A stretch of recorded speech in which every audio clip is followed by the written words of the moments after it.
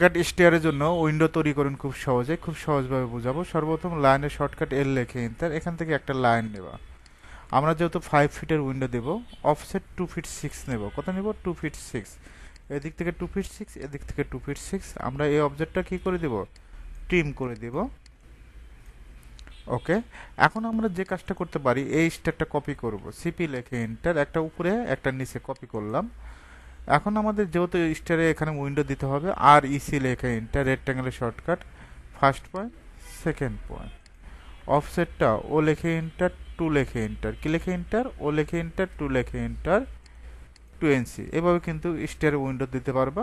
তোমার যদি মন চায় যে বাইরে তৈরি করবা, সেটা করা সম্ভব। এখান থেকে আমরা 5 ফিট, আর একদিকে 5 NC, অফসেটটা 2 NC।